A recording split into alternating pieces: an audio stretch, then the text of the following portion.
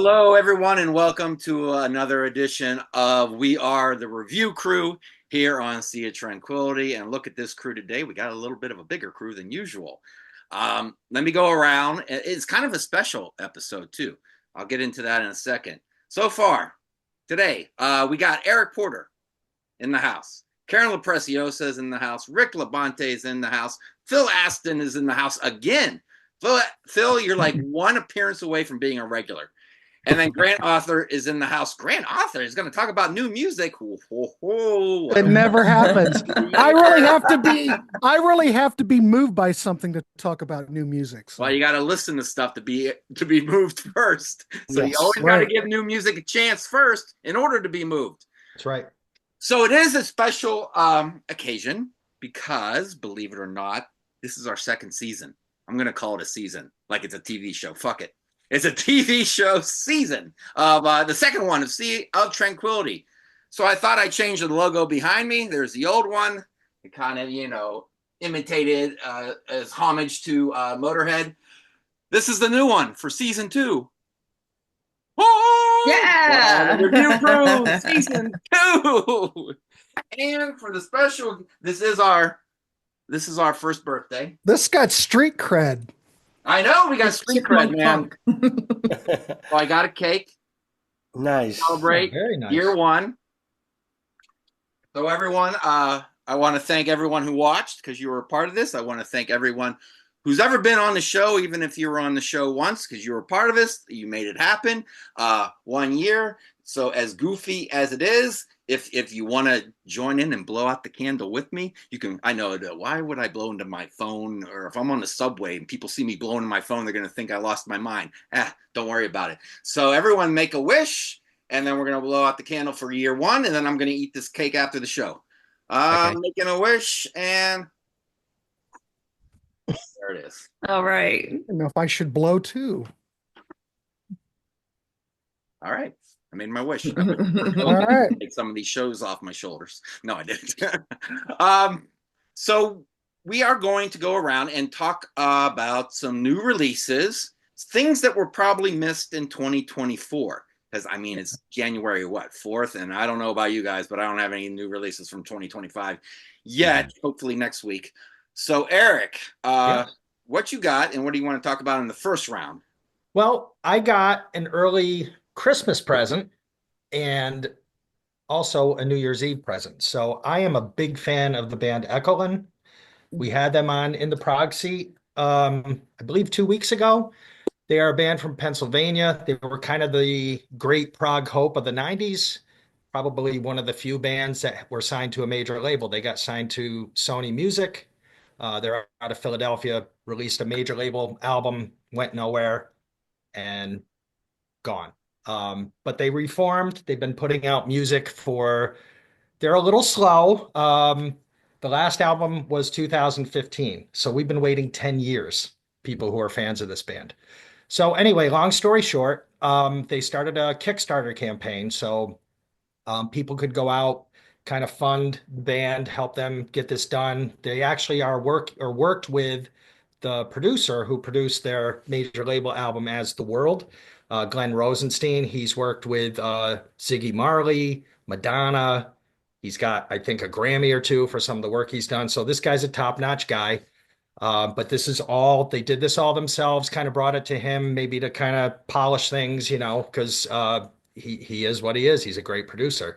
But anyway, what the band ended up doing is this album is not going to be released until March. It's called Time Silent Radio 2. It's two releases, and Time Silent Radio 7. So we got a little treat on Christmas Eve. They released a song called Tiny Star to anyone who helped fund the project, which has been my favorite song to this point. And then on New Year's Eve, we got the entire two albums. So fans of Ekelin know them. Amazing harmonies. Think of Queen, but they don't sound like Queen. A lot of 3, 4 part vocal harmonies going on. Really complex music, but at the same time, they're very melodic. Um, what really gets me with this band is keyboard player Chris Busby. He just weaves all these piano lines in and out through uh, through the main parts of the song, he really creates, they all kind of have their own space in this music. There's the guitar stuff, great vocals. So the way the release happened is one of the albums is 7 tracks. The other album is going to be 2 tracks. One track is 28 minutes long, and the other track is 16. So fans, everybody should have this record. Like I said, they just have their own sound. I've heard people compare them to Gentle Giant. I hear that in parts of their music, but they sound like Ekelund. So go out and check them out if you haven't. Um, and I think they are still taking orders. So if you go to their website, which is just ekelund.com, you can sign up. And I know there is going to be some stuff out on Bandcamp, and I'm not sure if it was Spotify, I believe in February. So you might be able to sample some of their music prior to buying it. So check them out. I mean, they're just a great band. I think they've got 7 or 8 releases. Like I said, sometimes you have to wait a long time. It's 10 years between their previous and this one, but absolutely just a great band. Go check them out. They're terrific, and support independent music. And Yeah, right on. Jamie, I don't know if it gets any newer than that since I Yeah, got look at you New with a Year's Eve, right? 2025 Oh, release. It's not even really out yet in and it's March. not even Yeah, the really. only thing I got in the bank is Dream Theater pre-ordered, right? Could coming out in February, but that's pretty Oh, cool. Yeah, and Lewis Nasser gave me one of their albums to listen to way back in the day on album homework assignment. Awesome. And yeah, I enjoyed it. Cool. Sharon, I have no idea what you plan on reviewing today. I have no idea what anyone's reviewing today. So this will all be a nice surprise for me. I'm reviewing 2 records I didn't really get a chance to talk about last year. One is kind of old. It was released in March. It's Coffin Storm. That's Fenriz's little supergroup project. And then the second one I'm going to talk about, which I'm very enthusiastic about, is Jesus Lizard's new album Rank, and that came out in September. So the Jesus Lizard one, I mean, they're both special releases, as in one's like a little supergroup. Jesus Lizard hasn't put out a record 26 years. Wow. And Geez, I thought I was bad, Karen, with mine. That's crazy. oh, I got a lot to say about this record. I So, really do. It's a good one. So, so yeah, those are my 2. Mhm. Well, review your first one. Okay. Let's talk about Coffin Storm. Coffin Storm, I was really hopped up to hear it. I generally like the newer version of Dark Throne. I'm not a big fan of black metal, but when they do like traditional metal or thrash or crust punk, I really like it. And one of my things that I do like about the new Dark Throne is Fenriz's vocals, but not this time. This is the album cover. It's called Arcana Rising. Okay. So the album features someone from Aurora Noir and another guy that until I get my notes. From Inferno. I'm not even going to say their names because I don't got time to read that stuff. This album it would be great sounding live. The riffs are there. I heard it was inspired by old Candlemass, so I was all about it when I first heard it. And you could definitely hear influences of Candlemass, like old, slower thrash, like think Kill 'Em All. And even if you slow down Slayer's Show No Mercy, a lot of Celtic Frost influences, and just traditional metal. I think the riffs are great. I'm going to just keep it kind of short. My problem is Fenriz's vocals. Well, I love the way he sings. It always sounds like he's having fun. They are too prominent in the mix. The vocals are louder than the guitars. And Fenriz is campy. He's a campy, cheesy singer. And that's part of the reason why I like him so much. And it's just too much. Every song, I don't know. They also sound a lot like Merciful Fate at times. So this is why I was disappointed. They've had these great riffs of all these bands were made huge impacts in my life. And the songs are catchy. The choruses are catchy. But you hear Fenriz going on like he's in some kind of opera at the Met or something like that. And it gets a little much.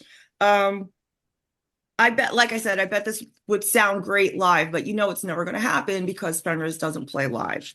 And Yeah, so that's pretty much my notes. It sounds like a lot of old thrash. The riffs are great. It would sound great live. The choruses are catchy.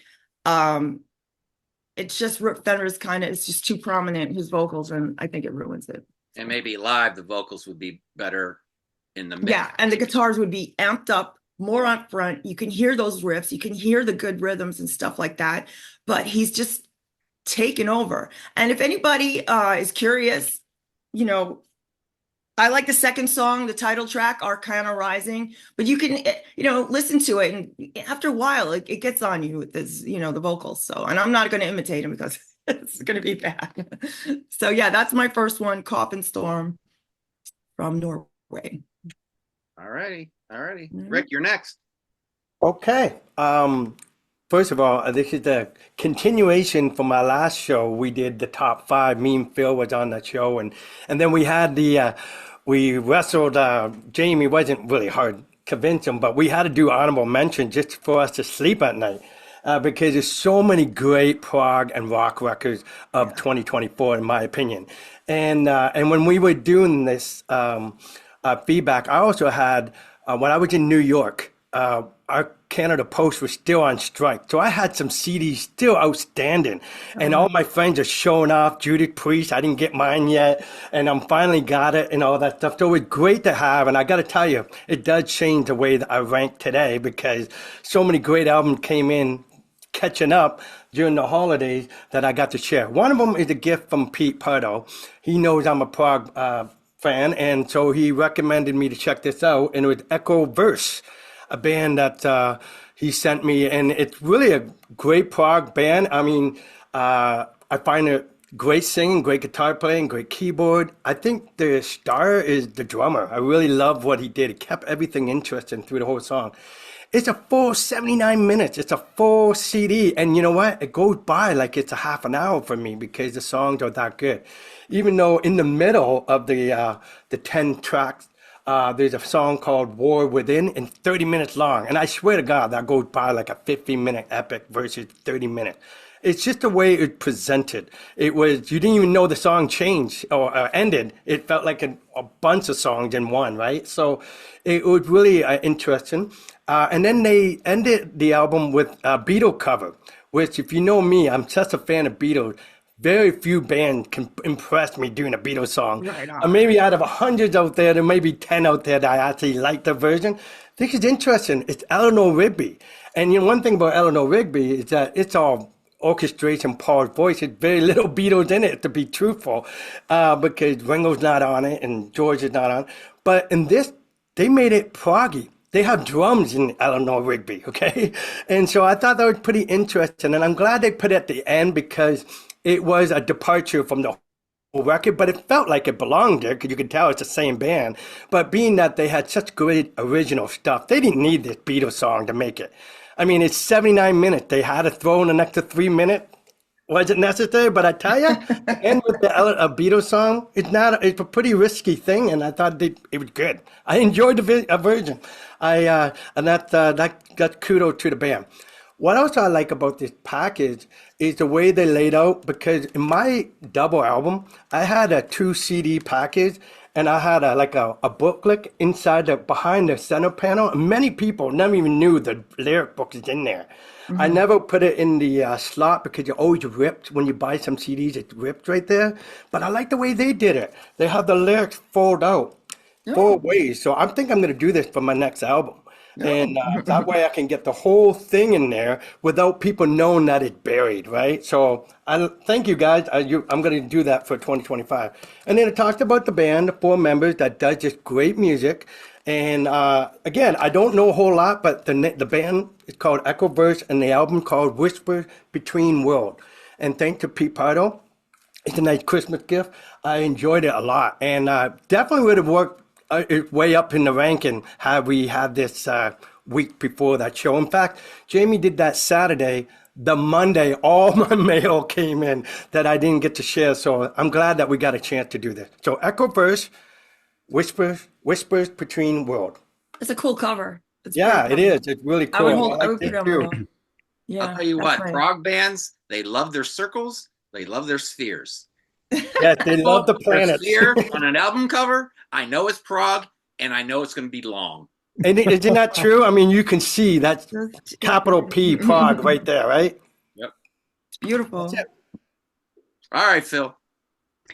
Right. I hope I haven't got the kind of remit of the show too wrong, but all the new releases, well, there's nothing happened yet where I am in 2025, and I'd covered most things on my channel for 2024, but two things came in just before Christmas that I hadn't covered on Now Spinning Magazine. So it's new old music repackaged. So I hope this is okay. So the first one is Kevin Ayers' box set, which came out, I think, in December. It's all this crazy gift of time, 9 CDs and one Blu-ray. I'll be honest, it's not an artist that I know tons about, but it's an artist that's bubbled up amongst my life as I've gone through it, listening to different music. I love the Harvest label and the Vertigo label and Island and progressive rock. And Kevin Ayers' name kept bubbling up all over the place whenever people like Steve Hillage, Robert Wyatt, Soft Machine, Mike Oldfield, all these people kept saying, "Oh, Kevin Ayers." So although I'd got a couple of albums, this seemed like a good opportunity to get everything contained in a box, and it's really well designed by Esoteric. Sometimes they miss the ball while having Blu-rays that just fall out of the box as soon as you tilt it to one side. But here they're all packaged really well. It's a nice booklet, and I always, on something like this, on things like this, when I don't know that much, I always go to the visual content first because it gives me a kind of feel for what was going on from a social perspective. And what was really fab watching this was seeing Mike Oldfield playing bass, 2 years before he creates Tubular Bells. And on the next track, he's playing lead guitar. So you can see that even then he was a multi-instrumentalist and trying to do what he could. And there's an artist in the UK that you may be, I don't know how big he was in the US, Julian Cope. He was in a band called Teardrop Explodes, kind of more pop, new wave. Watching the visual content with this, I thought Julian Cope must have been analysing these early videos before YouTube was invented, and basically almost created his personality based on it. But I also love seeing Steve Hillage playing before he became a solo star in 75 after leaving Gong. But it's also Stephen W. Taylor does the remixes, who is doing a fantastic job on the Hawkwind sets in 2024. So it's a wonderful box set. Basically it's the entire Harvest output from this artist. Sid Barrett's on there. The guys from Caravan are on there. Richard and David Sinclair. David Dufort is on drums. Of course, his sister is Denise Dufort from Girls' School. So there are absolutely tons of who of the kind of prog rock scene. He's not, because of his connections with Soft Machine, the word prog kind of drifts across the surface when you mention this guy, but he's more kind of avant-garde, different. Yes. It's that period in 1970 to 1975 when people like me were listening to Sabbath, Purple and Zeppelin and stuff, and in the background the older kids at school were listening to this. So it's given me a chance to go back and find out what was happening. And Sid Barrett's on it as well, so there's a Floydy kind of psychedelic connection as well. Wow. Yeah, because wasn't Sid on his first album, I think? Yes, Yeah. on Joy for a Tour, yes. The Mad Clap or whatever they're called. That's right, yeah. So it's quite it's interesting. Yes, it's if you like Sid Barrett, you like that kind of almost like Toy Town nursery rhyme type stuff that kind of was happening towards the tail end of the 60s. And again, on the visual context, they're all wearing like crushed velvet jackets and scarves and floppy hats and guitar solos that kind of sound like part jazz, part prog. It's that kind of stuff. Cool. Yeah, I haven't heard that box, but I love all the stuff that Esoteric pretty much puts out. The reason I held up this Iron Butterfly box set, because That's it's a great set. Esoteric. Yeah. Sounds wonderful. I haven't heard anything bad from Esoteric. I mean, it's part of Cherry Red. Yeah, that's But right. I bet you that set that you've got probably is just wonderful. Yeah, it's really well packaged. The book that you get with it has got all the information you ever want. Hmm. So it gives you and it's a great. It's all contained. The only thing missing, one of my favorite albums by the guy is The Confessions of Dr. Dream and Other Stories, which isn't in it because it was his first album with Island Records. So maybe Esoteric will do another one to feature that section of his career. Awesome. Phil is the master of box sets. Phil, you ever find yourself running out of room? Yes. Oh, Yes. thick Well, box sets. you know this? The July Yes. box set came Yeah. out on great, Yeah. phenomenal. Yeah, storage is a universal issue, I feel, no matter where Curse you of the are on the collector. planet. Yeah. Mhm. All right, Grant, what you All got? right. I know what you got. So you know what I got. But anyway, hey, thanks for having me. This is a great show. I feel honored to be here and with this esteemed panel, I just tickled. Um, the band that I'm going to cover has been talked about before, but I'm going to go into it like this. If anybody's watched my channel or you watch the Contrarians, you know I'm a big fan of production. There are certain records over my past that I've been very impressed with because they are able to duplicate a certain period of time. Let me give you an example before I go into my spiel. LEO, which is a band that Blue, if you know the artist, Blue was ahead of. This has got Andy Sturmer from Jellyfish on it. This pretty much encapsulate Electric Light Orchestra. This is more like a tribute record. They're not really doing any ELO songs except for the one track at the end that you have to wait half an hour to hear it. But yes, this sounds like ELO. There's Yeah. another prod. When was that one released? Uh, no goodness. You're gonna Yeah, don't go. But I love Jellyfish. I have no idea about well, Andy you'll like it being on the because track. well, he's on a couple. Andy Sturmer's on a couple of tracks. All right, I have I to get think it this then. came out like I do believe that this might you probably can get it on Bandcamp. Go to the Blue site Mm. and he's got it there. Okay, thank you. Another album. Since I'm only presenting one record, I can go a little longer. Anybody heard of Loud Lion? No. Probably not. This is yet another record that Blue's involved with, and we've got this duplicates Def Leppard. If you like mid 80s Def Leppard, you'll Yeah. dig this. If you don't like it, you might want to avoid it. Pre hysteria. It's probably hysteria. I don't know. It High, sounds high like and Def dry. Leppard. Yeah. I'm not a Def Leppard guy, but I do enjoy this because it's so well done and it really sounds like 1985. I Okay. love Loud Lion. That's great. Okay. So check that out. The only other thing everyone should know is the Dukes of Stratosphere. This was done like what, 86, 85. It's XTC. Uh, but it sounds like 1967 perfectly. They used all the old equipment. It sounds like 1967. So the artist that we're talking about was talked about by someone named Pete Pardo. Now, I didn't watch his review. This is my own review, but we're going to talk about Magic Potion. This, Mm. ladies and gentlemen, is worthy of another discussion Oh yeah. because this sounds just like 1968. This sounds just like 1969, 1970. It's for one, this is an amazing record because Mhm. it does it totally sounds like that. If you like Blue Cheer, Black Sabbath, I Iron Butterfly. I've seen some reviews and no one mentions Iron Butterfly, but holy crap. Iron Butterfly, Big Brother and the Holding Company. That Oh might yeah. be the roots of this. If you've ever listened to any of the guitar from that, this really nails that sound. This is fuzzbox heavy. Get out your big muff, get out your fuzz face. This has the sound. And the thing is, you could compare this to Blue Cheer, like I said, but these guys are even better players. These are young guys. Mhm. They have the chops. I'm going to say, like Jason Kendall on the drums reminds me of Don Brewer and Grove, who plays bass, sounds like Mel from Grand Funk, which two phenomenal players. You know, I'm not the biggest Grand Funk fan, but I can see it. But this record's got the riffs, it's got the sound, and it's got the composition chops. Dresden Bolden, guitar and vocals, wrote all the songs. The kid is playing a Gibson Birdland a la Ted Nugent. What what is happening here?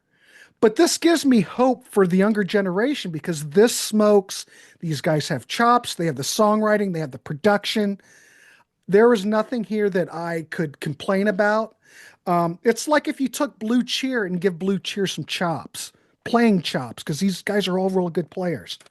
But it fits right in. I can listen to this over and over and not get tired of it. And I can't say that for every record. So I know Pete talked about it. I don't know what Pete said, Doesn't but matter what you got to say. doesn't matter. This is worth checking out. Right And on. I think this is on, what is this on? This is on Happy Psych Sounds.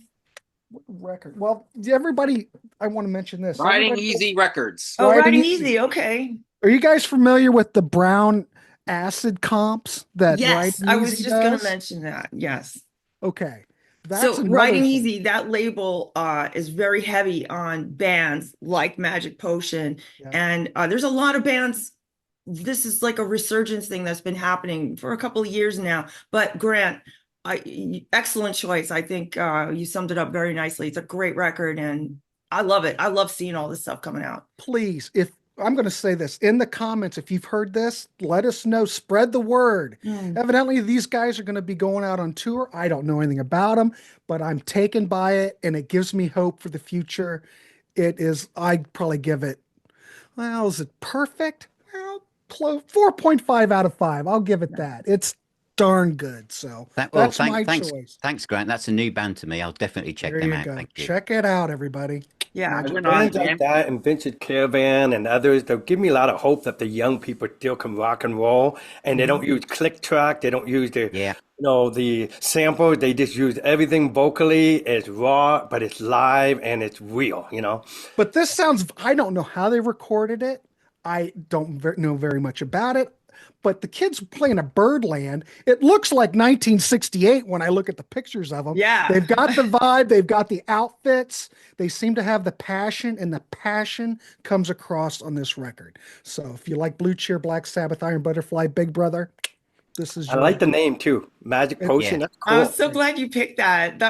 I'm glad I was thinking about it, but I was like, no, these are two records. But yeah, that whole label is about that. And you know what? You touched upon something.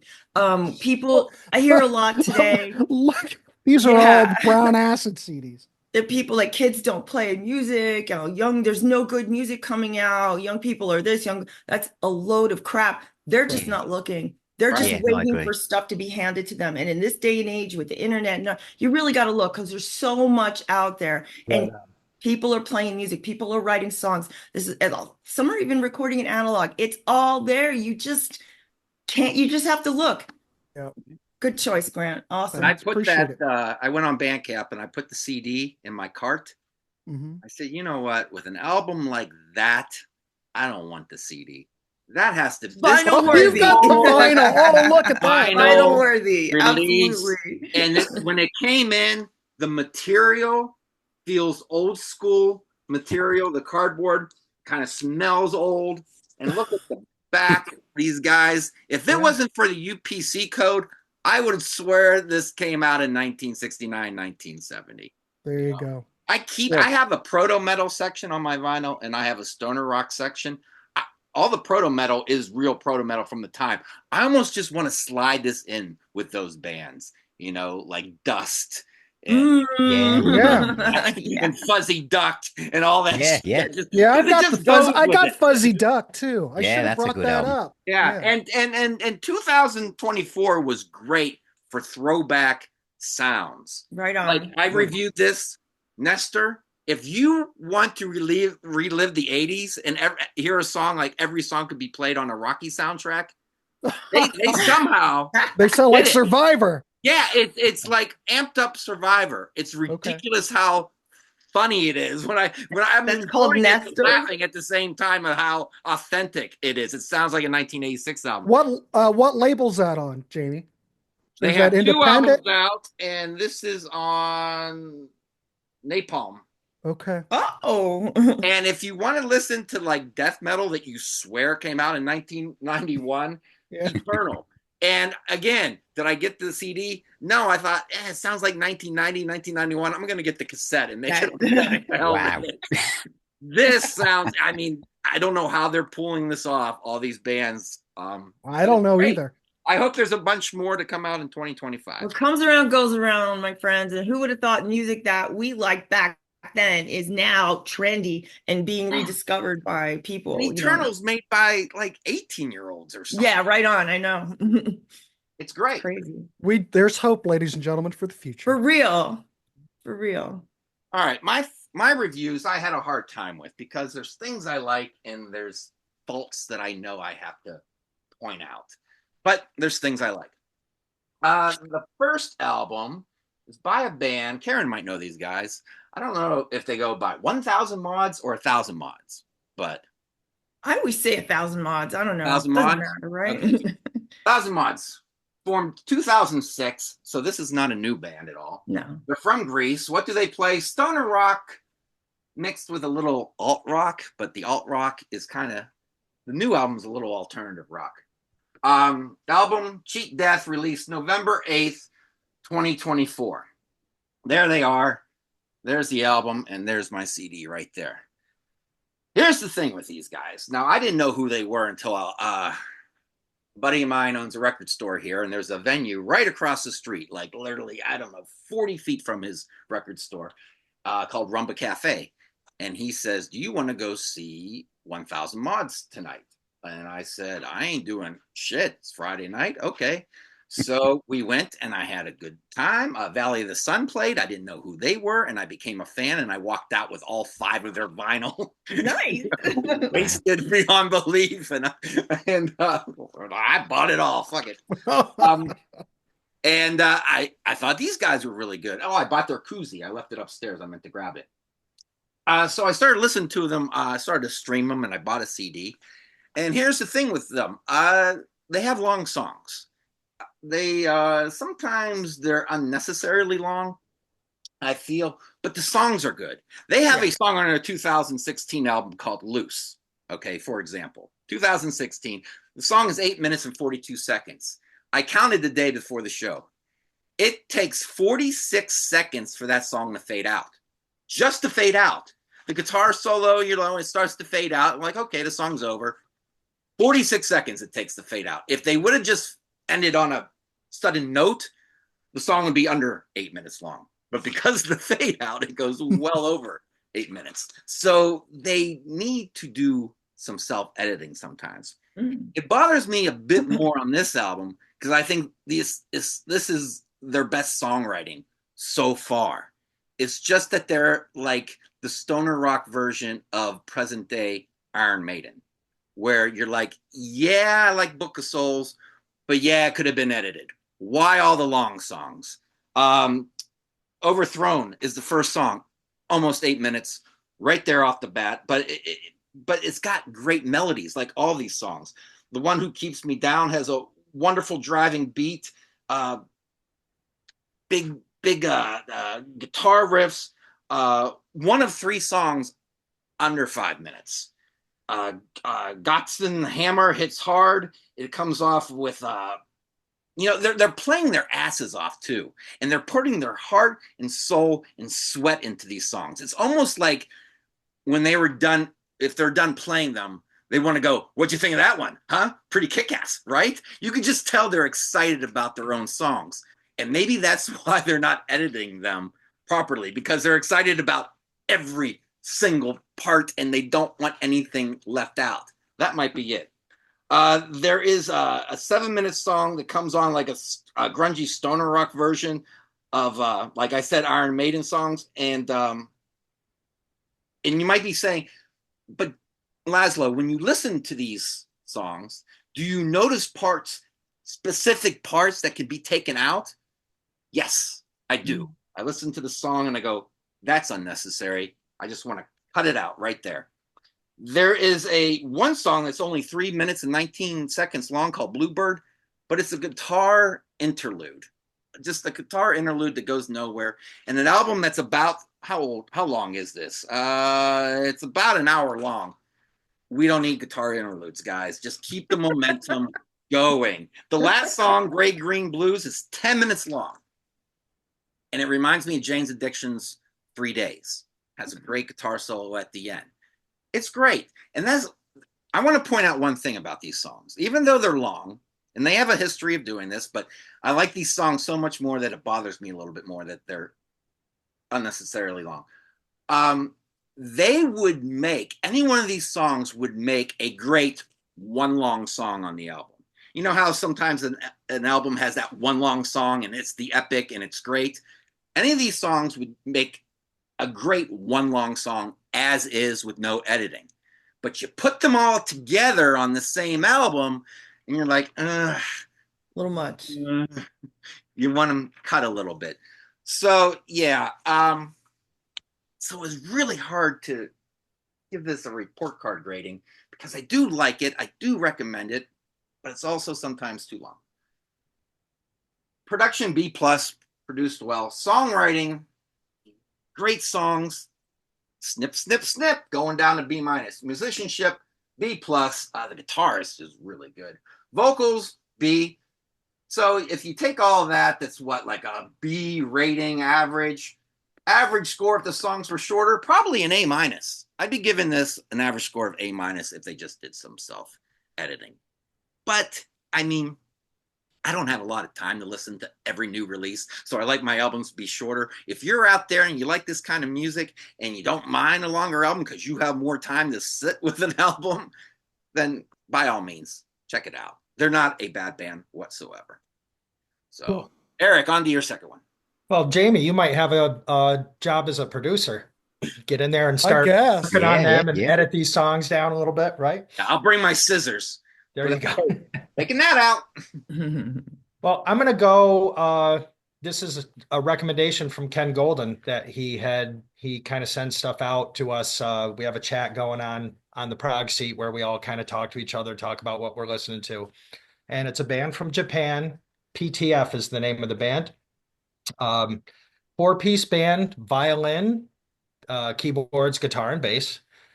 This violinist is extraordinary. I mean, great. You know, you think of the violin, you think of that sweet sound of the violin, and there's a lot of melodic stuff here. And I'm kind of going Rick's route with the prog. They're definitely, I would put them kind of in a synth prog kind of category. But she does something. Grant, you were mentioning big muffs and fuzz pedals. When these guys kick in, that there's some grit to that violin and it sounds fantastic, I got to tell you. And like Jamie said, he went to the show and bought 5. Well, Ken sent this one out and ended up having 2 others of theirs, which picked up as well. Really, really terrific stuff. If you like synth prog, and like I said, it's got some guts to it. So it's not, just this sweet melodic violin playing through. And Jamie, you probably wouldn't like this one. There's only one song under 6 minutes and there's a 25-minute epic. So it might be a little long for you. You got to have an attention span that can handle that, I guess. Exactly. But really good synth prog. Like I said, I think it came out like early December, the 7th or the 13th, something like that. So, but there's a time and place for long songs. When you got like a straight ahead, grungy, almost like punky kind of song, it doesn't need to be 8 minutes long. Absolutely. And I would throw 4 stars at that, easy, 4 out of 5 stars. Really good stuff. Check it out. All right. Karen, I know you like your second one. I do. I like it a lot. It's called Rank by the Jesus Lizard. I think this is their 7th album. They had broken up in 98 or 99. And they've done a few reunion shows, but no new music. And this came out and it was a bit of a surprise, at least to me, because I haven't been paying it too much attention as far as that goes. But anyway, these guys are in their 60s and it just sounds like, they took a break. It doesn't sound like an album that, I'm going to use 13 as an example from Black Sabbath. Where, all right, let's do it. It didn't sound like there was a lot of heart and soul in that album. It was just done here. This is a revitalized band and they really pick up where they left off. They are as uncomfortable as ever. I don't know if you guys are familiar with Jesus Lizard. Uh, they're really good musicians. The bass, though, is the thing that really holds this album together. The bass player is just allowing the drums to go crazy. The guitar is just spacey and airy and all over the place, but still aggressive, if that makes any sense. But the bass just holds it down. It is so prominent, and it actually gives the song melody a lot of times. And David Yao is the infamous vocalist, is all over the place as ever, as good as ever. He's whispering some songs, and then all of a sudden, like he's doing like a spoken word whispering, then he's crying and yowling and howling, and just sounds such a desperation in his vocals and his lyrics, which are really smart. What else am I going to say? My standout tracks are the faster ones. Motor, Grind, Hide and Seek. It's a very sincere record. I don't know what else to say about them. I'm just going to be going on and on and on. It's if you're a Jesus Lizard fan, I'm sure you're not disappointed with it. I was expecting something like, no, okay, this is good, but no, they're back in form. The notorious Jesus Lizard, coming from Chicago, rising from the ashes of Scratch Acid. These guys are back and better, and I hope they can keep this enthusiasm and energy and do another record. And I thought it was really cool that they just didn't put out anything. It's been 26 years and it's been great. So Rank is this album. My favorite tracks, I think I already went through that. Lord Godiva, Grind, Falling Down, Motor. It's an uncomfortable listen. If you're not into that kind of music, it's nothing that is gonna make you chill out. It's uncomfortable in a way, like a good movie that can be uncomfortable. So yeah, I can't recommend this record enough. And I'm sorry, I don't know why I didn't put it in my top records for on Hudson Valley Squares. Maybe sometimes, it might not be the place for that, but I should have. And this is a really good record. Rank came out in September. Jesus Lizard, they're back in the saddle. Go for it. I always heard the name, but never listened to the band. Yeah, they were in the 90s, and they were kind of like, could be noise, could be, but they got grouped, they got signed to a major label, and for whatever reason, tried to be with grunge, what they're absolutely not. There's nothing grunge about it. They even did a split with Nirvana. I guess they were on Capitol, but like, it just didn't work. Some bands are not cut out for that. And I think the music business in the 90s, they had a formula. They wanted what sold, and they weren't really there to nurture artists or whatever. And I think a band like this, I don't even think they're good for the masses. I just think it's a select audience. I don't know. Has anyone, Eric, have you ever listened to Jesus Lizard? Anybody? No, I'm trying to remember if I've heard them. I Are know they like the Sonic name. No, they're can't even, they're melodic. I can't even did you ever hear Scratch Acid? No. Violent Femmes? Are they like Violent Femmes? Okay. No, they're punky, but they're punk with noise. Okay. Karen, how long were they on a major label? Because I know that. 96 and 98. Okay. They had two. Shot came out in 96 and Blue came out in 98 on Capitol. Before that, they were on Touch and Go. Right, which is another big punk label. And Steve Albini had he produced 4 of their records, and the 4 best ones out of their catalog. So yeah, I just love them. And David Yao is one of the best frontmen I've ever seen. He's really into it. He immerses himself. They're passionate about what they do, and it really shows up in their record. This record, I was way more than I expected. Way more. All right, that's always a nice surprise. Yeah, it was a great surprise. It was a great surprise. Rick, So these guys are from Texas, right?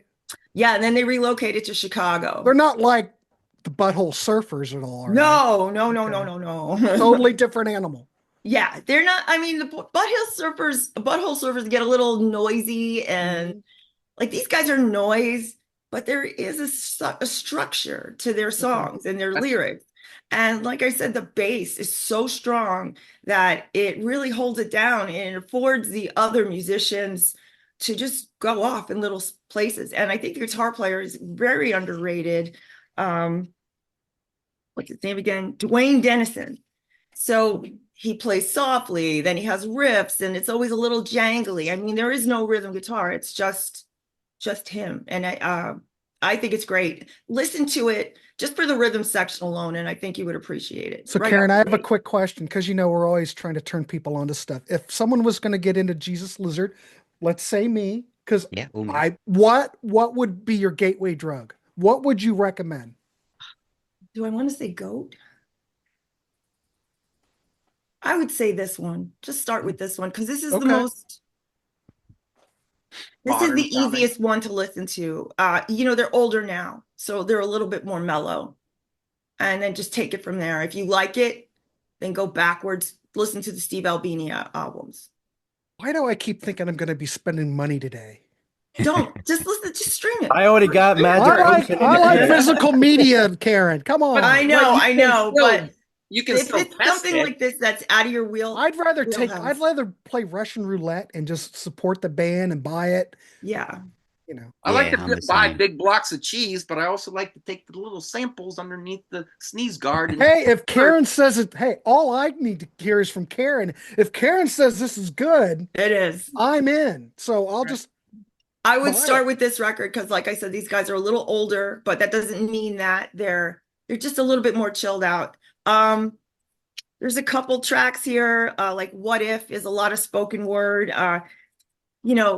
You might not be into that one, but the faster ones are really cool. So I don't know. I would go with this one. All right. Rick Labonte. Okay, last but not least, he's the Canadian hero for us.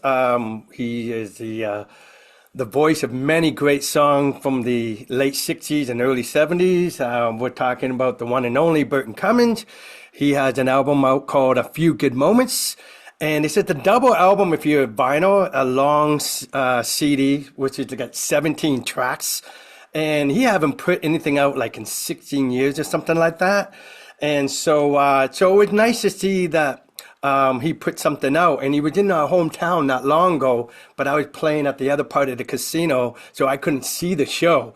But I heard he presented a new song, because the last time I saw him, he just played the greatest hits of the Guess Who and some of his solo work. And so I heard that he had some new tunes, because while I was performing in one side part of the casino, I was learning that there were some new surprises, because I'd say, oh, I've seen him lots of times. I've probably seen him the most, right? Because he's so accessible, being in Canada, come down to Windsor quite a bit. But anyway, A Few Good Moments. It does have a few good moments. It's great. It pretty much, I don't know what it is, but I'm not saying it's the best thing he's done in, comparing his history, but it's a salute to what he'd done in the past. It's a very consistent Burton Cummins type of material. If you like his solo work, he sounds like he just continue just giving you some different songs. And so I really enjoyed it. There are many good songs, 17. So the longest song is 4 minutes and 53 seconds. They're all 3 minute nice gems, kind of like the single days back in the day when he would performing, These Eyes and all those kind of things. Short, sweet, beautiful melodies, and a good band. He had the same band for many years, so it's nice to have his band on this record. And so I just want to say it's a pretty good record. It gives me that snapshot of his past. Like, he talked a lot about his career in the songs and his upbringing, and he's a guy looking back at his history and writing about it. It's almost like an autobiography in some ways, because some of the songs are talking about time periods of his life. So I enjoyed that much. And so I think it's a good album. Like this one, I would say a 4 out of 5. It's a good record. I wouldn't say 5 out of 5. It's a really, because when I know what he's done beforehand, if you ever go check out the Guess Who ranking by me and Pete, you'll see why we're a big fan. But what I also want to share, because a good friend of mine took the photo of this, of him in the back. His name is Dan Bosshart, and he took a photo when he was in the casino or whatever last time he was down here. And my buddy worked for the 519 magazine.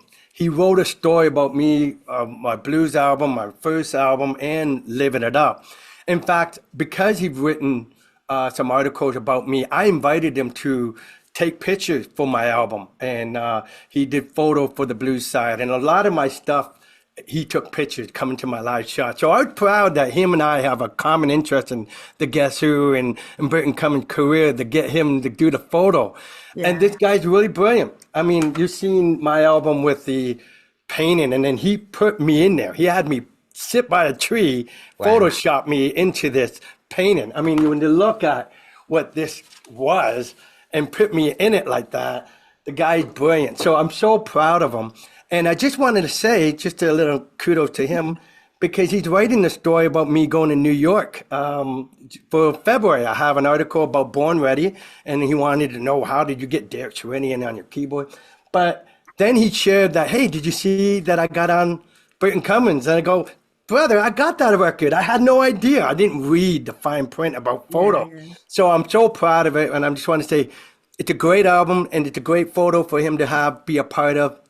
And so he's doing a story. He actually got the phone number of Daniel Brown and Peter Pardo because he wants to quote them for the magazine story.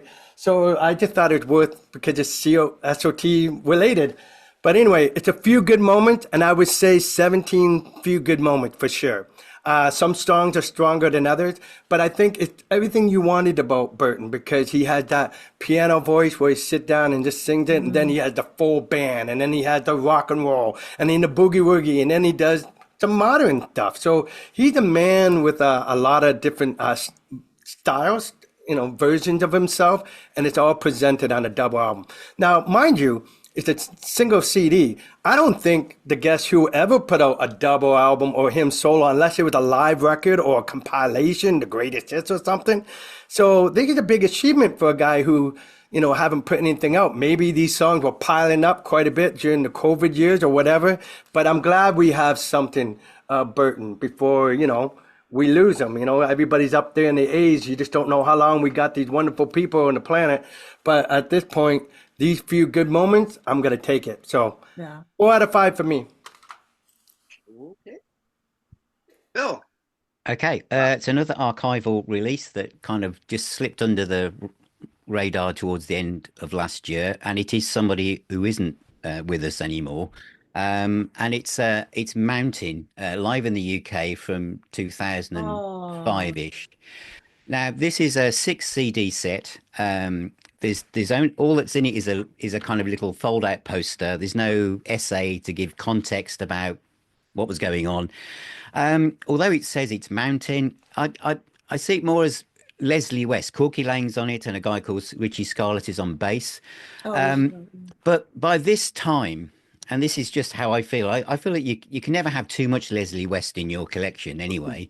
But I think that by the time he'd reached the 1980s, he had almost developed the heavy metal sound that Rat, Dokken and Motley Crue were doing. And so the sound he has here is that sound. It's that really big heavy metal distorted sound. So although it's Mountain, there's no Hammond organ. So it's not the Mountain that you kind of remember from the early 70s, and we might think of West Bruce and Lang and that sound. But by this time, Leslie West had really developed this real big, metallic, huge guitar sound. He's a guitarist that kind of like, he didn't play his little pinky, he didn't do fast runs, but every note was on target. But the other thing about him is, because we all do this, you talk about Leslie West and you go, guitarist. He was also an exceptional and a really expressive vocalist. Yeah. Absolutely. His voice was just perfect. And I've always had this feeling that the musician that sings and plays guitar is the solos they do are almost an interpretation of the way that they felt about the lyrics they were singing. So you get like a two-layered approach of emotive effect, not just from the voice, but from the guitar, because it's the same heart and lungs playing the instrument. And I think that this really comes over on this. Now, it's 6 CDs from the same tour. So there's a lot of duplication. I doubt very much in 2005 Leslie even thought this would ever be released. So they changed one or two tracks on a different night. And of course, by this time, I can imagine his management was saying, just stick to the hits, Les, don't just do what people expect. And so there's not much deviation. There's even three Cream songs in amongst this set: Sunshine of Your Love, Crossroads, Politician. I suppose Politician can be there because he did it with West Bruce and Lang, but Yeah. I guess my feeling is that as he went through the latter part of his career, this change in his guitar sound, he was really ahead of the pack. But I think he was, and some of his later albums where he had lots of guest artists like Joe Bonamassa and all these type of things he did is brilliant. But is this the place for anyone new to start who's never heard of Mountain? Probably not. But as I said at the start, you can never have too much Leslie West. And he's a great storyteller. So the in between song kind of talking, he's in fine form. He's funny, but he's singing, his guitar playing. He's like a one man rock orchestra. So that's out now. H&E Records, part of Jerry Ridd. I seen him in the 90s. He was great in concert. He was just fabulous. And like you Yeah, said, he was a great storyteller. And unfortunately, I think diabetes got the best of yeah, him. Oh And yeah, yeah. we didn't see him perform that much anymore. But he was a great vocalist as well as a guitar player. I mean, what he couldn't sing, he'd continue on the guitar and hit yeah, those. yeah, yeah, Yeah, yeah. I agree 100% what you said. Phil, I And think get how? enough of Go Leslie. ahead. I think Richie Scarlett's a New York guy because he played He with Ace is. Frehley for years, right? He's Yeah, he is. yeah. Yeah. So how's the sound quality on that, Phil? Well, I would say it's just hovering beneath. It's not the bootleg quality. Mhm. It's kind of like that. It's a radio broadcast quality. Okay. I imagine that the feeds were taken directly from the desk, and they've kept them on DAT or something, and they've just thought we could release these. So Mhm. it's not like a polished live album, and they're all slightly different. Del Bromham from the band Strays on one of the nights as well, but it's the atmosphere and the kind of emotion that it captures really. So I said it wouldn't be the place to start if you don't know where to go with Leslie West, but if you like Mountain, you like Leslie West stuff, then I think it's a great addition to your collection. Thank you for sharing. Thank you. Yeah, right on. It's amazing how often he was on Howard Stern back in the day. I was thinking the Howard same Yeah. thing. Howard loved It was Leslie. like, yeah, he was like a regular. He and Yeah. Joey Ramone. Yeah, Yeah. Yeah. they're just New Yorkers. You know what I mean? Who identified with that stuff. So Back in the day when I listened to Stern going to work and all that, makes me miss the good old days. Speaking of the good old days, people might be watching and go, why don't you guys cover the old 80s guys more often? The old metal guys from the 80s. That's what I like. Well, today is your day. That's what I'm going to do. People have made fun of me. I'm not the biggest fan of hair metal. So people are a little surprised when I tell them that I like Crocus. Because I always felt like Crocus had a little bit, I don't know, a little bit more swag. They blended in like AC/DC into with a little swagger, a little bit of sleaze, a little bit of attitude that kind of balanced out the glamness of it, especially on those early 80s albums. So Mark Storace has a new album out, and it's called, I don't know if it's a solo album or if he's going the Dokken Winger way, where he's naming the band after his last name. But Storace, Crossfire, there he is right there. He looks like he's about to go kill Jaws in that picture. Like, hey, I'll go kill your shark It's for you. Quint. It's Yeah. Quint. You got a shark problem, I hear, huh? I'm your man. That's what it looks like. Mark Storace, born October 7th, 1951, from Slima, Malta. I couldn't point that out on a map. What does he play? Like I said, old school 80s style hard rock. That's a hybrid between glam metal and AC/DC. Album Crossfire, released November 22nd, 2024. Now, here's the thing with Crocus, and I posted this on Facebook before. 20 years ago, I worked at Chase Manhattan, and I didn't have a printer at home, so I would always use the printer at Chase. I made a double CD, The Best of Crocus, and I called it Way Too Much Crocus. And I brought it, and then I printed it out at work, and the printer ran out of ink, so it's all messed up. But I stuck it in there anyways because I was like, when are they going to replace the ink? I don't know. And I just kept it in there because it gave it some kind of half-assed charm to it. And my buddies at work, you know, a little younger than me, maybe by 6-7 years, they cracked up over this. It's like, dude, it's even like you realize it's too much Crocus. I'm like, yeah. So I doubled down on it like about 3 years ago, and I added 3 discs to it, and I called it way too, what did I call it? Way too much fucking Crocus. I thought you were. So this is the, and then I was like, I gotta make the, even though I have ink, I gotta make the cover like half-assed and kind of stupid because to keep the charm going in it. And then I went to a record store down the street from me about a year ago, and I found this humongous box set. I'm like, Wow. oh my God, they actually made a way too Wow. much Crocus on vinyl box set. I've never seen that before. It's amazing. I know. Who would And I got buy a great that? deal on it. Yeah. Laszlo would buy it. Apparently, yeah. It has 1, 2, 3, 4, 5, 6, 7, 8, 9 albums in it. Wow. Whoa. Way too So- much Crocus, Jamie. So was that- I got way too much Crocus in this. Was that like a European release or was that domestic? It was in a used video game store sitting there. It has to be. And I was like, hold that for me. I came home, I had a bunch of doubles and movies and CDs and some beat up vinyl because the store will sell beat up vinyl like the price it should be if it was mint. I'm like, I'm gonna take advantage of these guys. Oh, you mean beat like up- half price books? Yeah, this Dio Holy Diver album I bought for $1 just to have the cover to maybe put up on the wall because you can't. It's unplayable. And you're like, I don't know, like $12 for it towards this. I was like, so I walked out with this thing for about $40. Wow. Anyway. Well played. That's Yeah. awesome. And the production on these albums, like I can't go back to the originals. The Really? basement just pounds when I. Wow. Great bottom end on them. Anyways, my love for Crocus is weird. I know. So It's back true. on It is weird. Archie. So what do you get with this album? Well, you get like a Crocus album is what you're getting basically. The first song, "Screaming Demon," it comes on strong. It's a fast-paced, upbeat Crocus-like album, and he's got great musicians on here too. I think it was produced by the guitarist. Oh man, I don't know his name. Is it on here? Tommy Henriksen. I believe he's playing with Alice Cooper right now. So he's a guitarist for Alice Cooper. And he's got a chick on there. She's really good at bass.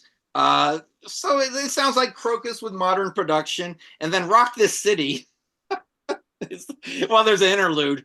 And then it goes in the third song, Rock This City. And I'm thinking, is there any song title that's more Crocus-like than Rock This City? For crying out loud. And I went back in their catalog and I found these are song titles by Crocus. Rock the Nation, Ready to Rock, Everybody Rocks, Rock and Roll Tonight, Rock and Roll Handshake, Hallelujah Rock and Roll Gypsy, and now we got Rock This City. So it just... Well, 9 albums, I got to give you another. That sounds like the perfect compilation. Album called Adrenaline, where there's a repeating chorus that goes, come on, rock me, baby. So yes, this is total cliche. This is total silliness, but it's so much fun. You can easily roll your eyes to this, and I get it.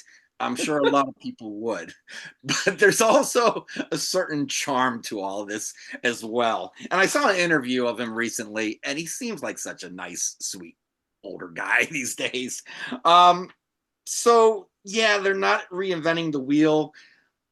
They're actually borrowing spokes from previous wheels of the past and kind of, it's not so much songwriting as it is putting a puzzle together.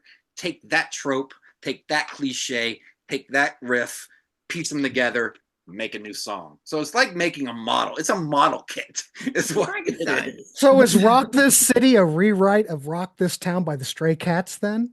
No, it sure isn't. No, different songs. So yeah, I mean, like for example, Love Thing Stealer. You listen to it and go, that sounds a little bit like Who Made Who by AC/DC. We all need the money. Surprise! It sounds like Yeah. AC/DC. I Wow. would have never Imagine guessed that. Yeah. Yeah. That's kind of Imagine that. I know. isn't that kind of the Crocus heritage? They were really like Yeah, an very much AC/DC, so. you know? Yeah, Yeah. yeah, yeah. We all need the Exactly, like money. Bon Scott's AC/DC. Yeah. We all need They the money. morphed into that. You Kind hear of. the opening riff of "We All Need the Money," and you're like, it sounds a little like talking. It's not love, just a little. So yeah, and there's other song titles. Are you ready for these song titles? Yeah, go for Let's it. Get Nuts, which makes me think of Batman, and Hell Yeah. So you're like, oh, so but these are just beer drinking party songs for look. If you bought the new Judas Priest, if you bought the last Accept album, both Yeah. this fits right into that playlist, man. It's kind of got it's getting close to an Andy Sneap kind of production, but it's not as annoying at all. I don't have ear fatigue when this is over. I put it in the Jeep. I'm driving to the grocery store. And guess what? When I'm walking around Kroger's, I got fucking Hell Yeah stuck in my head as I'm picking out my produce. It's fun. There are two surprises. We're gonna call them surprises. All right, humor me. Sirens is almost kind of doomy, and then the very last track, Only Love Can Hurt Like This, is a piano ballad, almost like an Elton John song. Wow. So this ain't gonna change anybody's life, but it'll make you think of the good old days, and it's not so cheesy that it's terrible. So this was also hard to get a report card on.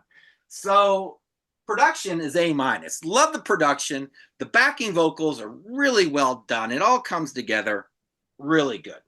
Sounds like the 80s, but modern. Songwriting. Well, here's the thing. I gave it a C plus because I gotta accept that there's many cliches here. But then I was like, God damn it! I was walking around the produce section with Hell Yeah stuck in my head. That has to account for something. Something going on. Yeah. So I bumped it up to a B minus. But this is what I'm gonna say: if you are a music snob, like big time music snob, think of comic book guy from the Simpsons, but music, you're gonna give this an F. Oh. If you're a guy who's like 60 years old and you kind of live in the 80s and you miss that kind of music and you play your Def Leppard and your Maiden and your Priest over and over, you're probably going to give this an A plus. So I went right into the middle there with a B minus. It depends on who you are. Yeah. Musicianship, these are great players. They sound like session musicians maybe, but really good ones. B, vocals, he still sounds like himself. This guy could still belt out Midnight Maniac or Headhunter, Wow. Right. And I saw in the interview that when they go out on tour as Crocus, the main guy who's in Crocus now, the guitarist or something, they can't do songs that he wasn't involved in. He won't allow it. So they won't do music from the Blitz and they won't do Midnight Maniac. Oh, that's dumb. I know. You gotta swallow your pride and give the fans what they want. They want Midnight Maniac. And guess what? If you're having fun playing it, they won't even know you're swallowing your pride. They'll just think you're having fun with it. Yeah. Bruce Dickinson sings all the Maiden songs of what's his name? Who sang on the X albums. What's his name? Oh, Blaze or whatever. And Paul Blaze. Diano. Yes. Yeah. No, not Paul Diano. The guy who in the 90s on the X Blaze. album. Yeah, Blaze. Blaze, whatever. Blaze, yes, Blaze Blaley. So good, clean, old school 80s fun. Give it an A. So a lot of people probably watching right now are like, I didn't even know he had an album out. There you go. And my point is, when they go on tour, Storace, they're playing Midnight Maniac. So you get your chance to hear, and it's probably like some small little bar with about 57 people. So that would be really fun. So that's my review on that. That came late in the year. How did you find that record? Fungal. Oh, I think that's a good question. Oh, you know what? I bought a double CD that just came out of 90s Crocus, 2 albums in one package. You didn't have Of enough course he And already they're did. at out the of time. print. Yeah, Of course. these 90s and early 2000s albums are kind of are other than Hoodoo. Hoodoo's a really good album. Well, didn't Rock Candy release a lot of those? Metal Rendezvous and Maybe. And this is Yeah, a they did. Yeah. 2-in-1 type of thing. And I started Googling to see who these singers are on this album. And then I started Googling the original lead singer. And then I saw, oh, he has a new album coming out. You know, Right. you go down the rabbit hole. Yeah, yeah. The case of the singles, Smith Kotzen has a new single out called White Noise. If you know the Adrian Smith and Richie Kotzen, if you know their last album from about 3 years ago, you're getting more of the same. It's just, I hate to call it boring blues rock, but it's by the numbers blues rock. I call it CSI music. You know CSI, the TV show? It's made for people over 60. Great players, though, Jamie. Music. Yeah, It's Richie's made for brilliant. people Yeah, over Kotzen's 60. Brilliant. Kotzen's an amazing player. Brilliant. Great singer. Yeah. Oh, Yeah. Bonnie Tyler has a new song out, believe it or not. Yes, I can. She's using some modern pop elements in the songwriting. She's trying. How old is she? About 108. And Smoke Mountain, Hell or Paradise. This is a band I just came across on YouTube. It's very doomy, very cool with a chick singing lead, and she's really good at it. So there, not a lot of singles that I found, but there's 3. And then, of course, there's always my Let's Get Physical page on Facebook, where we talk about everything, the love of physical media. So that's it, guys. Hour and 20 minutes, hour and 15 minutes. Hey, wow. not too bad for a crew this big. And it went quick. I always enjoy being on this show. Always. Yeah, Yeah, and I thank don't you. even think anyone noticed that Grant only went once. No, So I yap plenty.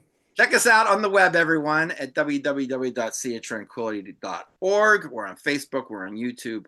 All together. All the damn All the time. time. Yes, check out the merch page and check out the hit the subscribe button. You got to hit the subscribe button. Give us a like. Come on, look at these faces. We deserve a like, don't we? And the Ko-fi, did I mention the Ko-fi? And the Cameo page where you give Pete some money. And hey, maybe he'll give you a show on Sea of Tranquility to host in 2025. Or maybe you can co-host this one. Take the load off my shoulders every other week. We'll have Gary Joyce in here hosting the show. There you go. Get fun. Gary Joyce out here. Right.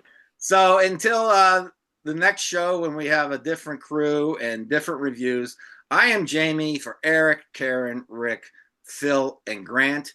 We are out.